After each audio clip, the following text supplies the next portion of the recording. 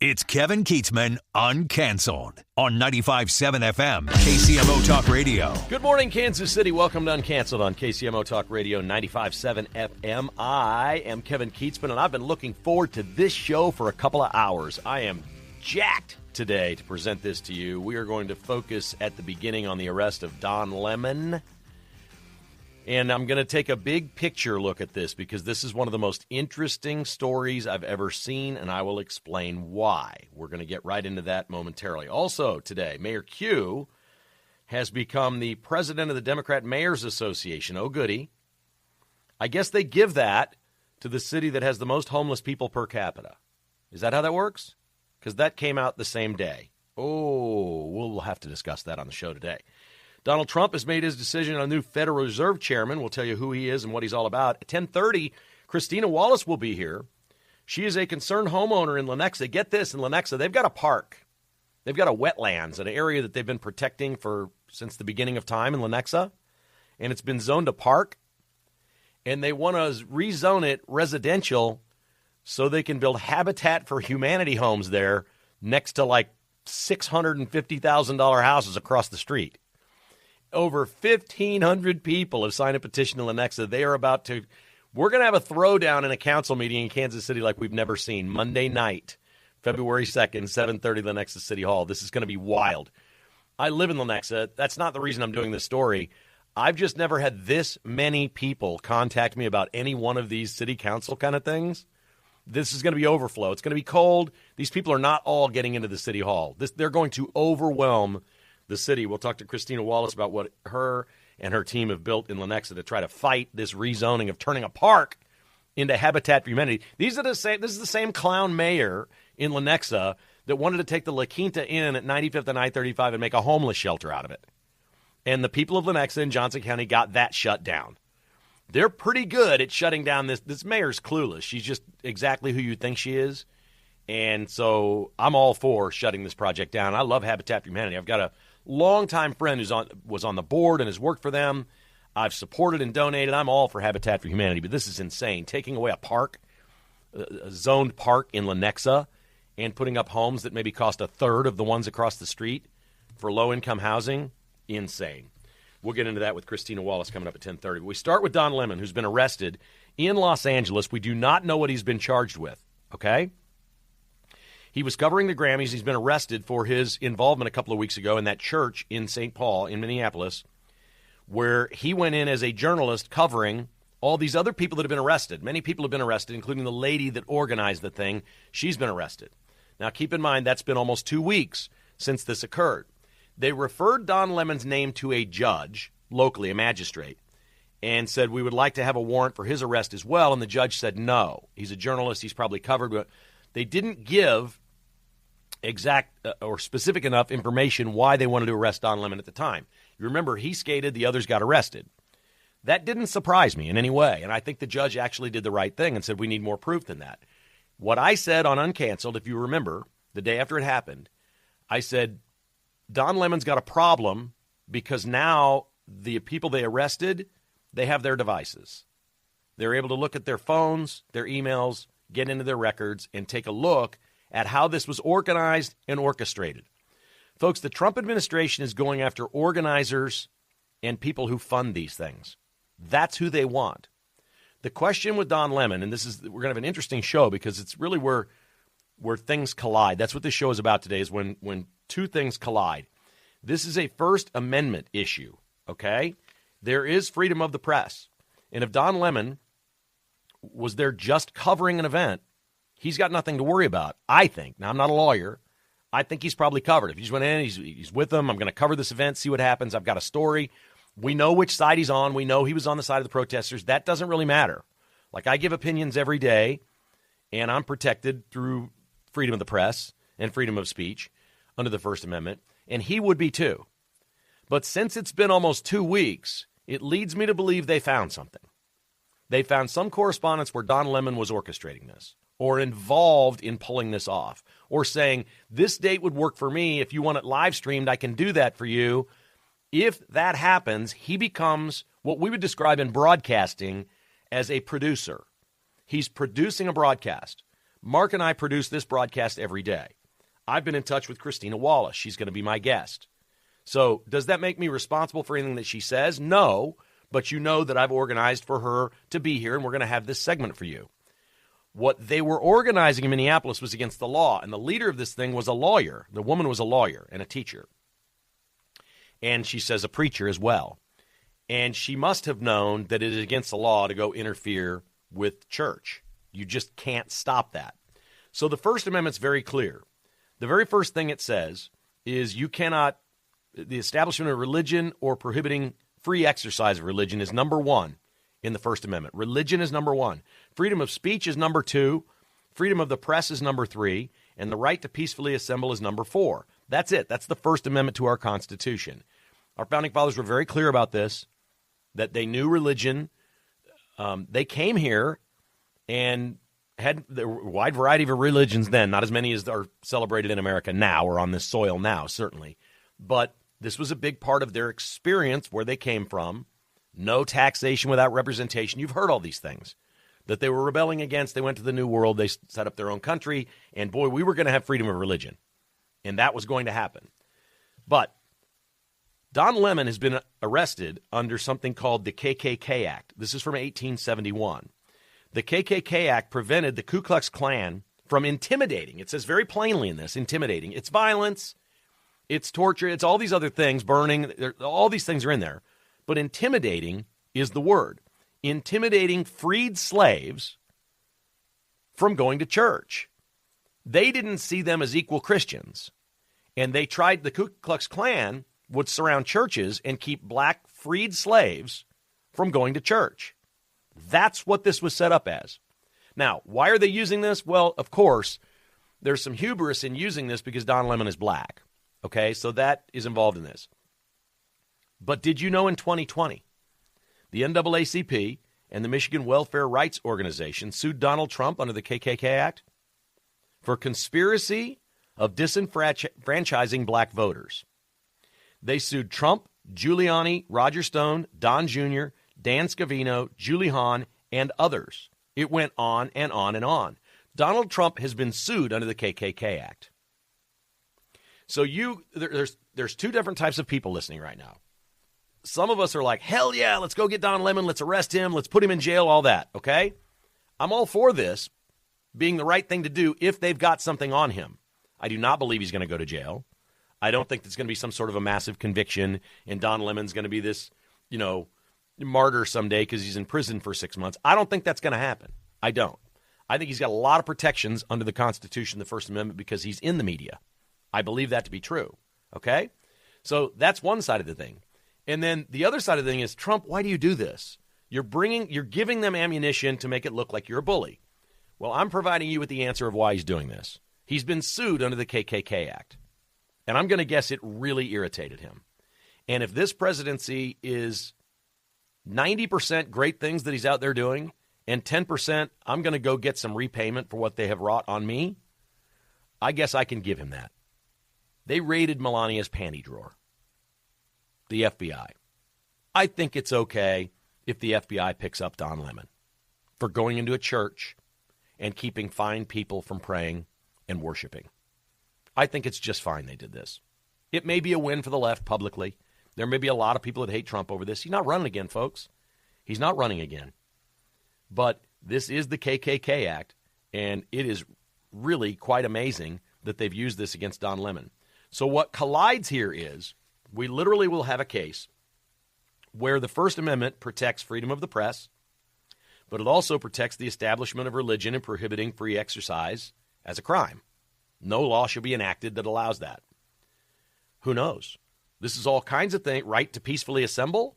This wasn't peaceful assembly. Again, when you break into somebody's church and they ask you to leave and you don't leave, you're not peacefully assembling. So I think everybody that went in there broke that. The question is, did Don Lemon not break that because he's a journalist?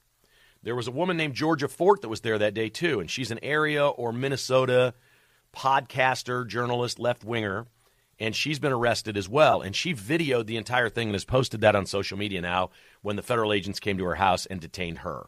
Again, we do not have the charges here for Georgia Fort and Don Lemon, both considering themselves journalists that were acting in this. I think it's going to have to be some sort of conspiracy. Conspiracy to go stop a house of worship and people from exercising their rights. That's what the KKK Act is. The KKK was keeping black freed slaves from exercising their rights, quote, to participate in society, unquote. That's what the KKK Act is. You cannot interfere with somebody participating in society. That's the law. That's the KKK Act in a nutshell. And one of the real tenets of the thing and the reasons they did it was a lot of places around the country, the KKK was surrounding churches, and they were intimidating black people and turning them away. They didn't want them to go to church. So we got a history in this country. You want to revisit the racial America and the reason we put this law in the book in 1871? Let's go revisit it, and let's ask if that's what they're doing today. Because it was a black woman that organized it. It was a black journalist that did it in an overwhelmingly, if not completely, white church. Let's have this debate. Let's get it out. Let's educate America on what's transpiring today, and did this happen in 1870 with reverse skin color? Is it the same thing? I don't think Don Lemon's getting convicted of anything. I'm just going to tell you right now. I think freedom of the press is going to protect him. It's literally in the Constitution. Maybe one right overrides the other or equals out the other. I don't know. To me, when one person is doing something to take a right away from somebody else, just because you have the freedom of the press, I'm not sure you should have the right to prohibit somebody from worshiping. The question is, was Don Lemon participating or was he journaling? Was he covering the event? And I would guess, since they arrest him, there's something he sent, some correspondence, an email, a text, something on record, a voicemail that he left, something that said, if he says, I will help you, or I will help organize, or I can do it this day. I can do it on this Sunday. It fits my schedule. I can do it on this Sunday. That's basically saying, you don't want to do this without me. I'm going to help you. Now you'd have to ask a jury, is he complicit in that? And my answer would be yes. That's the way they would get him. 913-408-7957. Do you have an opinion on this? This is a really, really, really gray, tricky, interesting case. 913-408-7957, the number to call. I'd love to hear your thoughts next on KCMO. Well, this story struck a nerve. We got a lot of great callers. We're going to get right to you. I mentioned the top mayor, Q, is now the president of the Democrat Mayors Association. He's quoted as saying, quote, it's a hell of a time to be in charge, saying that it used to be about business, being a mayor, getting business to your city. Now it means, quote, trying to preserve the constitutional republic. Oh, my, Mayor Q. Just a bit of an overstatement there. I guess we can tolerate it. Let's go to the phones. Barb is up first today by virtue of her gender. It is great to have her with us from Lawrence this morning. Hi, Barb. Aren't you? Hi, how are you doing? Great, thank you. Have fun with your grandchild. That sounds like a lot of fun. Thank you. I think Don Lemon got in trouble because when you watch him interviewing the pastor's trying to be real friendly. And apparently they targeted that church because they thought one of the pastors was an ICE person. They worked part-time for ICE or something. But he keeps pushing up against the pastor, and finally he goes, hey, dude, quit pushing me. And then he leaves. So he's really aggressive. And then outside, Lemon was handing out donuts and high-fiving the demonstrators. So it looks like he's hosting the event. I don't know. That looks a little weird to me. I'm with you. But those are gray areas and would be difficult to prove by the law. What they're going to need is some sort of a conversation via text, email, something like that I will help you organize this and pull this off. If he became a producer of the event, that's a crime. Good call. Good call, Barb. Great to hear from you. Oh, my goodness. We got Road Warrior on the line. This guy called me for over 20 years when I was in sports radio. Road Warrior, how you doing, man? Kevin, I'm doing great. You know, it's funny. You and I used to chit-chat about the Royals and KU and K-State and all that stuff, and now here we are 20-something years later, and we're talking about current events, which I think is kind of a good evolution of our careers, isn't it? No doubt. Let's do this, though. Are you still driving? Let's do the background of who and what you are. You drove a lot.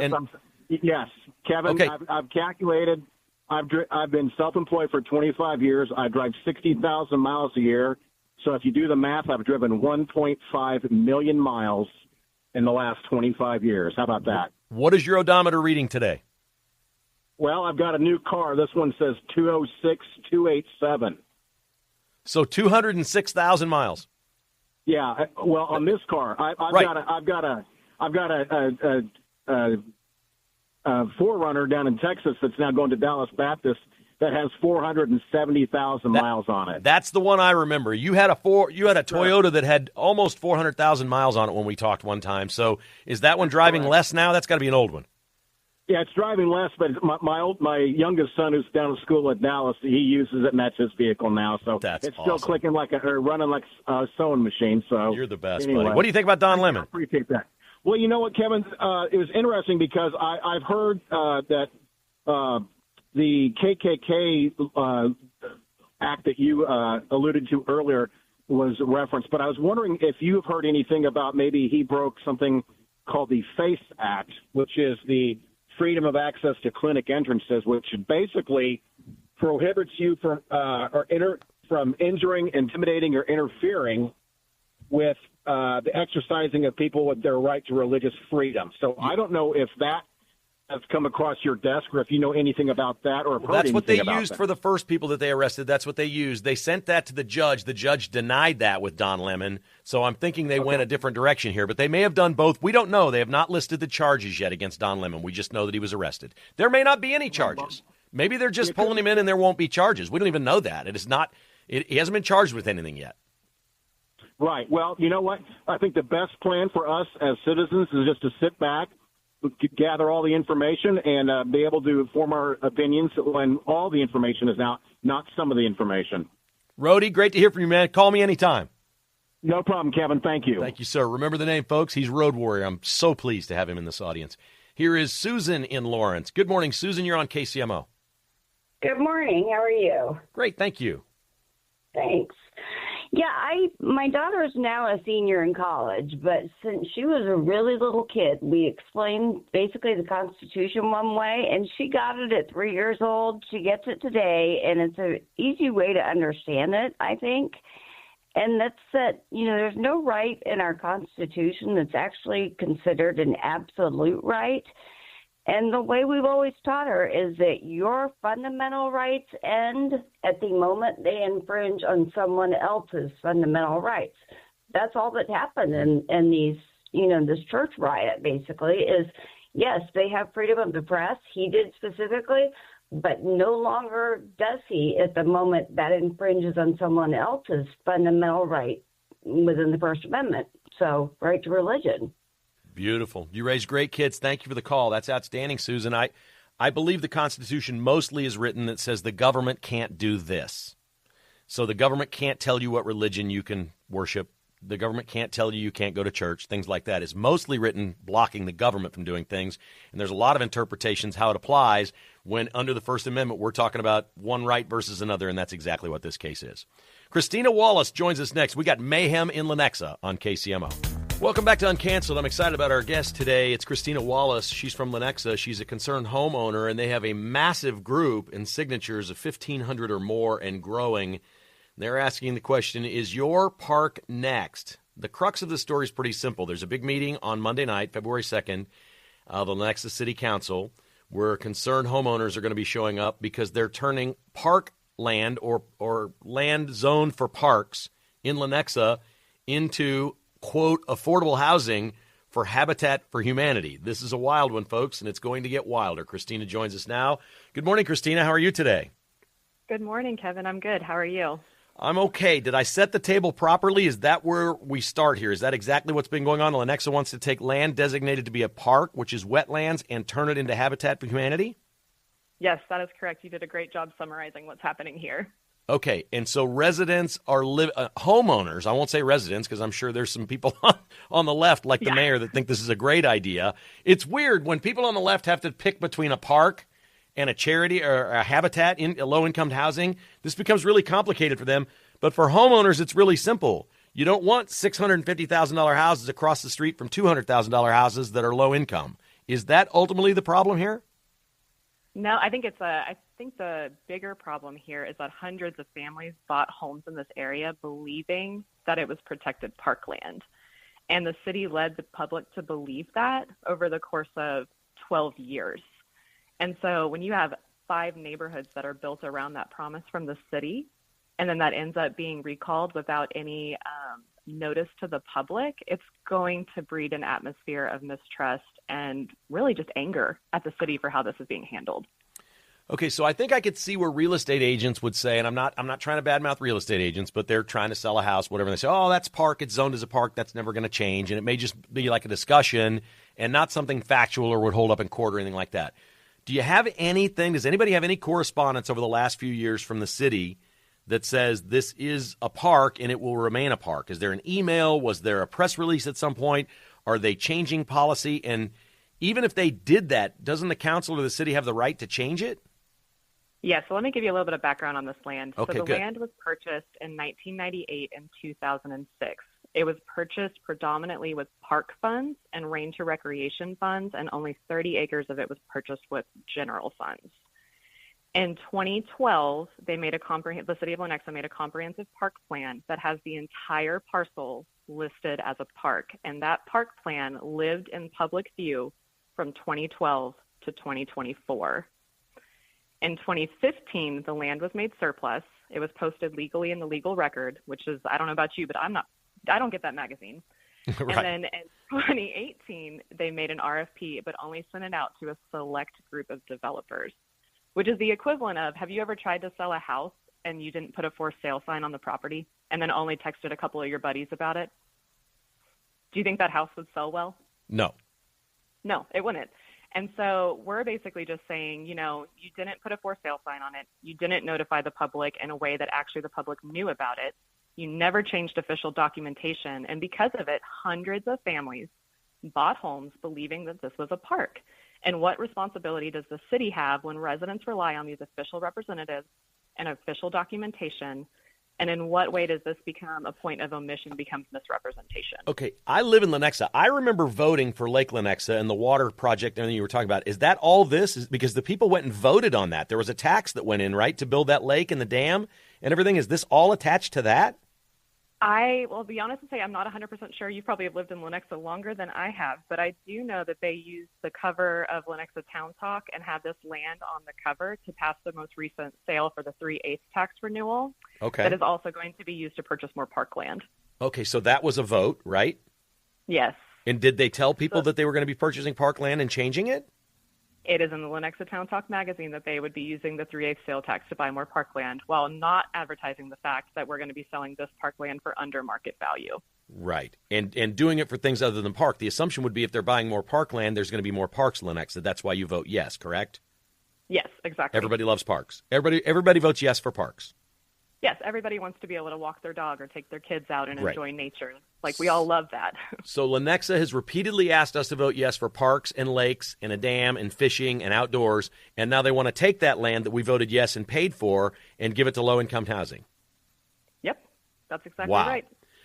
Okay, help me with this one, Christina. I saw an email. I've seen some exchanges between people at City Hall that work for the city. Is it true that at some point during this discussion with Habitat for Humanity and the people passing this to the city, that somebody with the city was trying to get preferred treatment for people that worked for the city of Lenexa to qualify for some of this housing? Is that true? I would say it appears to be that way based on the emails that we have been sent. So we did an open records request to understand what was happening. Why was this parkland under question? And when we got those emails back, City Manager Becky Yoakum did ask Habitat for Humanity's Lindsay Hicks if the city employees could have a bump in score or have the first right of refusal for lots in this development. And Lindsay Wow. Hicks responded with, "Great idea." Okay. So there does Do you be have some question on the ethics behind this as well. it raises way more than questions. It raises whether or not that's legal and whether they've committed a crime. Yes. Or done something unethical to lose their position. Have you consulted an attorney? Is there any attorney with your group, or will there be any there Monday night at the council meeting? We are in conversations on the legal side of this, but it is still an avenue that we're exploring. So you need, come on, we need a lawyer in Lenexa. We need somebody in Kansas City to represent these people. I want to know, because to me, you can handcuff this liberal government that just wants to build apartments in Lenexa and turn it from what's been forever and ever and ever a very red community into a liberal community where they do things like tell you they're building more parks, pass these votes, and then they turn the parkland into low-income housing, or they want to take the La Quinta Inn at 95th and I-35 and turn it into a homeless shelter, which we know what the crime stats are around homeless shelters. That's not the Lenexa I've lived in since the 90s, okay?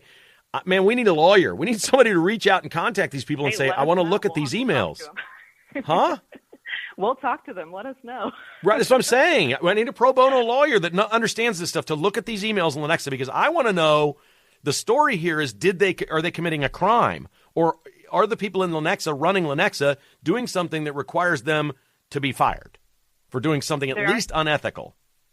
Yeah, there's some other interesting things, too. There was hints that the developers were going to have their fees waived for putting in this development. They were not going to be required to follow the original RFP that was published in 2018. And we know that developers prior who had talked to the city about this parcel were going to have to put a road in, put a bridge in. They were not going to be able to purchase the parcel separately. It was all going to have to be together. So it really comes down to, is the city picking a winner? Are they playing favoritism here? Or are they actually being an impartial seller of this land? If I asked a realtor or a real estate professional, and I lived across the street, that if they build these houses, is the value of my house going down, what would the realtor tell me? So there's been a lot of debate on that. I think the official answer is that a community land trust can't officially be put into the appraisal number that is given. However, I think there is the difference between appraisal and then the sellability factor. And so is the appraisal going to go down? I'm not sure. Would it impact someone's ability to sell their house? Possibly. I would go a step further and say probably. Listen, I think Habitat for Humanity is awesome. I don't blame them for doing this. You did an interview with Channel 9, and you've done some other interviews. Ultimately, what we have here is a parcel of land that they think can be rezoned and made residential, and Habitat at this point is the only organization trying to get it. What if, what if Don Julian Builders wanted to go in there and develop 50 homes? Can they do that, or are they just talking to people like Habitat? We know that they were talking to at least a couple developers up until 2024. And I think the more interesting one, Kevin, is that they actually had someone reach out in 2025 in November while they were deep into already talking to Habitat. And so one of the questions that we're curious about is, did they actually explore that full price offer, or did they already pick their winner in Habitat? Would there be, if a big builder came in and was building big fancy houses instead of 60 houses, building 30, and the lots were bigger? And by the way, what's the price of the land? This is the craziest part. How much per acre? So they are selling it for $49,000 an acre. $49,000 an acre. And across the street, you could have got maybe a half acre lot or less for $200,000 or $150,000? Yes, so land comps on undeveloped land run anywhere between $70,000 to $150,000 an acre in Johnson County. Yeah. So they're selling it on the cheap to Habitat. And clearly a developer would pay more than that. Yes. Oh, my goodness, yes. And no developer was given that opportunity prior to this. Okay. So is this, as it stands now, is it done and you're trying to get it changed with the meeting on Monday night and then another one on February 17th? Or have they not voted and approved this yet? It is still up for vote. We have Planning Commission on February 2nd, and then we'll have the city council meeting on February 17th, where it'll be ultimately voted on for the rezoning and for the application approval. Okay, so you want everybody to come to the meeting. You want to get everybody in there on. It's Monday night, 7:30, Lenexa City Hall. Is that where it is? 7 p.m. at City Hall. Yep. We would love if people could show up. We would love if they could sign our petition. You can find it at Is Your Park Next, as well as our Facebook page that's covering this. And do they don't have to be Lenexa residents, right? Like if you're listening to this show and you believe in what we're talking about, you can still show up to this thing and show support, right? Yes, we would invite anybody and everybody who wants to show support to help us out here. Anybody around Kansas City that hates when they do this to people. And there've been, listen, it's not specific to Lenexa. This has happened in Lee Summit. We've got people all over that this has happened in your neighborhood, and it was a big deal when it was yours. I know it's cold, but come on out Monday night. What works with these politicians, if that thing's overwhelmed and there's an overflow crowd outside the building, I mean, that would make a powerful statement, wouldn't it? Yeah, it would. And to kind of give a good reference for how big this has kind of become, when the La Quinta project was being put through, the public comment packet at this point was 189 pages. The public comment packet for this case right now is 511. To give you a scale for the resident feedback on the difference between La Quinta, which got a lot of media coverage, and this one. This is a much bigger deal. Okay. Where can people find your information? Christina Wallace, our guest, concerned homeowner in Lenexa. You have a Facebook page and other ways that people can reach out and see what's going on. Where can they find you? You can find us at Is Your Park Next on Facebook. We have a public Facebook page that people can follow.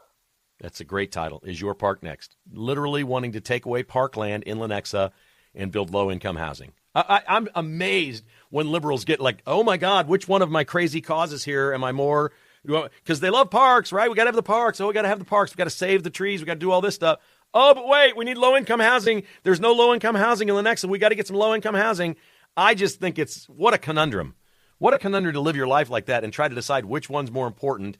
This is the wrong thing to do. Taking away parkland for this is wrong. I don't think anybody would agree with this, especially when they passed it as a vote of, we're buying more parkland in Lenexa. Great. Everybody that lives there loves that idea. And now they want to take it away and do low-income housing. You know what? Elections matter. And let this be a notice to everybody listening in every community in our area. If you don't vote in your local elections, and I think they're all a scam because you don't know who the Republican is and you don't know who the Democrat is. That's a Kansas and Missouri state law. They need to pass that.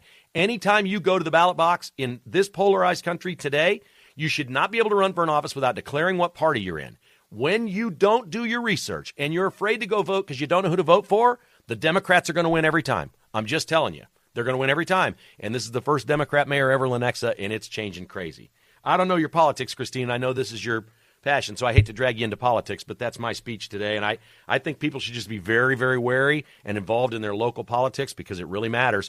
And you got over 1,500 people have signed this thing, man. You got some people riled up in Lenexa. They are. I think the big thing is good causes still require good governance.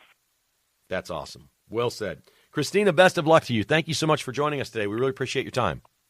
Thank you, Kevin. I appreciate it. Thank you.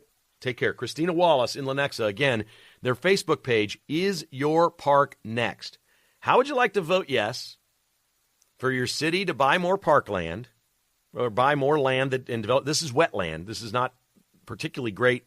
It's a beautiful little spot. There's wetland areas and trees and whatever. It's wetland. It's considered zoned for parks. How would you like to vote yes on a sales tax to buy more parkland in Lenexa? Because everybody thinks that's a good idea. And then after you acquire it, we're going to do low-income housing on the parkland. That's the story. That's the liberal playbook.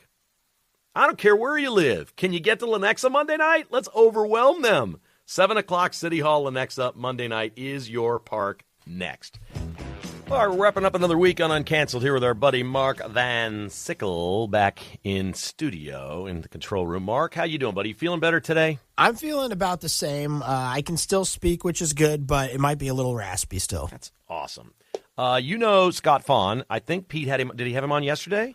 He had him on, I believe it was yesterday, maybe 2 days ago. Talking about, and he's been on and talked about a variety of issues and things like that. I find him to be a very interesting guest of Pete's.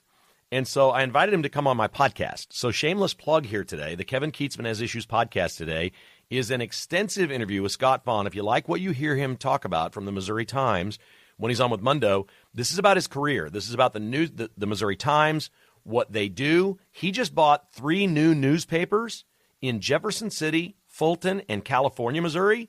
He's becoming like a media magnet. He's buying up smaller newspapers. And that's awesome because he's conservative. So we're talking about what it is he's trying to accomplish in Missouri, and it's more about him. We also get into a pretty good argument about the 85 World Series, which he still is not over, and it was fun. He's definitely better at long form. We have to really keep him tight here on the radio, so I'm glad you got him on. I highly recommend this. If folks go to the website, it's just go to kkhasissues.com and hit the play button, and you can hear a really terrific interview with Scott Fawn. It's him, not me. I just asked the questions. Although we did argue about the World Series, it was pretty fun. So I think you'll like that. And everybody says, when you're going to do more than an hour every day after the show's over at any point, just go to kkhasissues.com and hit the play button. You can do it on your browser, your phone, wherever you listen to podcasts. It's all right there. Mark, did you see last night? Did Cooper Flagg have 48 points last night for the Dallas Mavericks? 49 points. 49 points. Absolutely crazy. I was following that. The most ever by a teenager in NBA history. Yep. He's 19. It's crazy. How good is Dallas? Not that good. Okay, but they've got the guy to build around. They should become good, right? We expect them to be... They still lost the game last night, was my point. Okay. But do we expect them to become like NBA championship caliber with this player? So they have Anthony Davis, but he's hurt always, so that doesn't help them. They need to get somebody else next to him, but they can be good in the future for sure.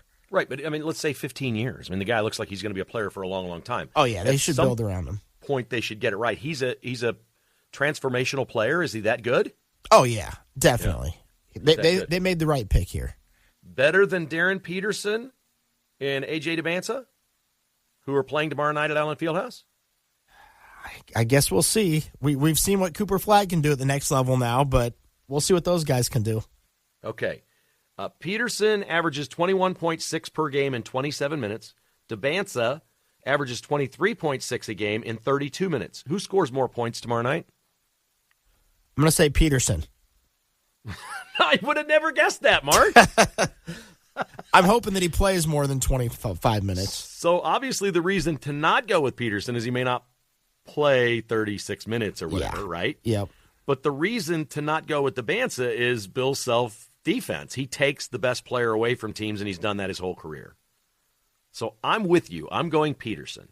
It's a good strategy. I'm absolutely going Peterson on that one. So I'm pretty darn excited about watching that game. It's the 1,000th at Allen Fieldhouse, and it should be great. It's number 13 versus number 14, and this starts a stretch here to close out the season where KU's schedule it becomes very difficult, doesn't it? Oh, yeah. Their next 4 games are all against ranked teams, I believe. Wow. How about this one out of Florida, Mark? A Florida couple is suing a fertility clinic. In 2020, they placed multiple embryos in the possession of the fertility clinic. Then they got pregnant, and then they had a baby. Their baby appears in the picture. It'll be like 10 months old, maybe a year old. The parents are both white. The baby is black. And they have filed a lawsuit, and it sounds racist to file that lawsuit. I get it, but they've tested the baby. There is not one single genetic relationship to either parent. How does that happen? They mixed it up in the lab. Oh, no. They mixed the embryos up, which means there's another baby probably coming from that lab that's not going to be related to their parents. Yeah. Correct? Has to be. If, I'm just asking the question, if those people have a baby and they don't know and they test them and it's not theirs and it's these other couples, I don't even want to know what would happen. Like, did they get the wrong babies? Wow. What in the world are we doing? Mark, have a great weekend. Enjoy the game tomorrow night. Thank you. Thank you, buddy. Thanks for listening to Uncanceled. The Vince Show is coming up next on KCMO.